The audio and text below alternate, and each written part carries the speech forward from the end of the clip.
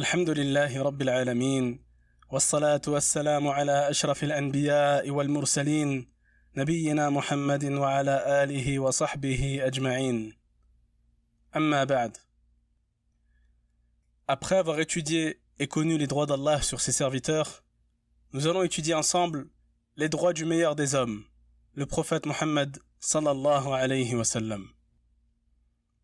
Notre prophète possède de nombreux droits sur sa communauté, des droits fondés et basés sur notre foi en sa prophétie et notre haute considération pour lui. Cet homme qu'Allah le Très-Haut a choisi parmi ses créatures pour être le dernier de ses messagers et prophètes, pour être leur guide, possède des droits qui se distinguent des droits relatifs au commun des humains. Notre foi en sa prophétie développe en nous un profond amour pour sa personne, un amour qui se doit d'être parfait et complet. Cet amour se distingue d'ailleurs dans nos actes, dans nos comportements. Par cet amour, le musulman s'efforcera d'observer les ordres et traditions prophétiques et de s'écarter de toute forme de désobéissance et innovation religieuse. Nous citerons dans cette leçon 11 droits parmi les nombreux droits que le prophète sallallahu alayhi wa sallam possède sur sa communauté. Premier droit. Croire en sa prophétie. D'après la traduction relative du sens du verset, croyez donc en Allah, en son messager, le prophète illettré qui croit en Allah et en ses paroles, et suivez-le afin que vous soyez bien guidés. Personne ne pourra donc prétendre être croyant tant qu'il n'aura foi en la prophétie de notre prophète bien-aimé, sallallahu alayhi wa sallam. Second droit. Croire qu'il est le sceau des prophètes, nul prophète après lui. D'après la traduction relative du sens du verset, Mohammed n'a jamais été le père de l'un de vos hommes, mais le messager d'Allah est le dernier des prophètes. Allah est omniscient. Le prophète sallallahu alayhi wa sallam dit: certes, il y aura dans cette communauté 30 menteurs. Chacun d'entre eux prétendra être un prophète, et je suis le dernier des prophètes, il n'y aura pas de prophète après moi. Troisième droit. Croire en l'infaillibilité du prophète sallallahu alayhi wa sallam dans la transmission du message et que celle-ci émane de son Seigneur. D'après la traduction relative du sens du verset, votre compagnon ne s'est pas égaré et n'a pas été induit en erreur, et il ne prononce rien sous l'effet de la passion. Ce n'est rien d'autre qu'une révélation inspirée. Quatrième droit. Croire que le prophète sallallahu alayhi wa sallam a transmis ce qui lui a été révélé de façon complète et totale. Le prophète sallallahu alayhi wa sallam questionna ses compagnons dans ce sens, leur demandant: vous serez certes interrogés à mon propos, que direz-vous? Ils lui répondirent: nous témoignerons que tu as transmis le message, t'es acquitté de la mission et as prodigué de bons conseils. Cinquième droit. Croire que la religion avec laquelle il a été envoyé abroge l'ensemble des religions précédentes. D'après la traduction relative du sens du verset, et quiconque désire une religion autre que l'islam ne sera point agréé, et il sera dans l'au-delà parmi les perdants. Sixième droit. Croire que sa prophétie est destinée à l'ensemble des hommes, mais aussi à l'ensemble des djinns.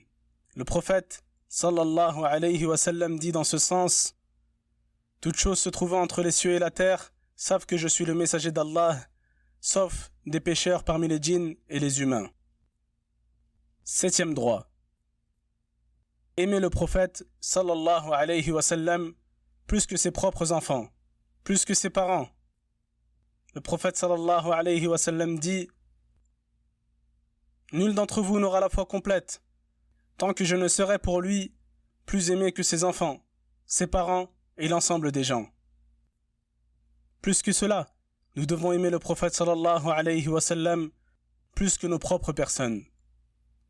Omar ibn al-Khattab radiyallahu anhu dit au prophète: tu m'es plus cher que tout, sauf mon âme se trouvant entre mes deux côtes. Et le prophète sallallahu alayhi wa sallam lui répondit: aucun d'entre vous n'est vraiment croyant tant qu'il ne m'aime davantage que sa propre personne. Et Omar de dire: par celui qui a fait descendre le livre sur toi, tu m'es plus cher que mon âme se trouvant entre mes deux côtes. Et le prophète sallallahu alayhi wa sallam de dire: maintenant, Omar, tu dis vrai. Huitième droit. Suivre la tradition prophétique et ne pas commettre d'innovation en religion. Dans la traduction relative du sens du verset, en effet, vous avez dans le messager d'Allah un excellent modèle à suivre pour quiconque espère en Allah et au jour dernier et invoque Allah fréquemment. Neuvième droit. Prendre garde de ne pas mentir ou dire des inexactitudes à son sujet. Le prophète sallallahu alayhi wa sallam dit que celui qui ment volontairement à mon sujet prépare sa place en enfer. Dixième droit. Aimer la famille du prophète sallallahu alayhi wa sallam, appelés littéralement les membres de la maison, ainsi que ses épouses, sans forme d'exagération. Le célèbre compagnon du prophète, le premier calife de l'islam, Abu Bakr as-Siddiq, radiyallahu anhu, disait « Préservez Mohammed sallallahu alayhi wa sallam à travers les membres de sa famille. » Onzième droit. Honorer les compagnons du prophète sallallahu alayhi wa sallam.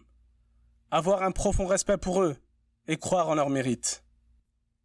Le prophète sallallahu alayhi wa sallam dit « N'insultez pas mes compagnons, car je jure par celui qui détient mon âme entre ses mains que si vous donniez en aumône l'équivalent du mont Uhud en or, cela n'équivaudrait même pas à une poignée, ni même une demi-poignée d'une de leurs aumônes. » Après avoir cité une partie des nombreux droits que le prophète sallallahu alayhi wa sallam possède sur sa communauté, il est opportun de citer les mérites et récompenses que l'on obtient en observant ces droits. Premier mérite. Le fait d'observer ces droits est une cause de guidée pour le serviteur. D'après la traduction relative du sens du verset, « Croyez donc en Allah, en son messager, le prophète illettré qui croit en Allah et en ses paroles, et suivez-le, afin que vous soyez bien guidés. » Second bienfait. Ceci est une cause pour qu'Allah aime son serviteur. D'après la traduction relative du sens du verset, dit « Si vous aimez vraiment Allah, suivez-moi. Allah vous aimera alors et vous pardonnera vos péchés. Allah est pardonneur et miséricordieux. » Troisième mérite. Il s'agit d'une cause d'obtention de la réussite et du bonheur dans la vie d'ici-bas et dans l'au-delà. Quatrième mérite. Il s'agit d'une cause qui nous permet de découvrir les délices de la foi, de rendre la personne sereine et heureuse. Cinquième mérite. Il s'agit d'une cause qui permettra aux croyants d'être le compagnon du prophète sallallahu alayhi wa sallam au paradis. Nous demandons à Allah subhanahu wa ta'ala de nous renforcer sur le suivi de la tradition de notre prophète bien-aimé sallallahu alayhi wa sallam et de nous rassembler avec lui dans le plus haut degré du paradis. Cette leçon est en étroite relation avec les matières sira, dans laquelle vous découvrirez la vie de ce messager, et avec la matière hadith, dans laquelle vous découvrirez un certain nombre de ses paroles avec leur explication. Sans plus attendre, testez vos connaissances relatives à cette leçon via le quiz. Wallahu a'lam. وصلى الله على نبينا وسلم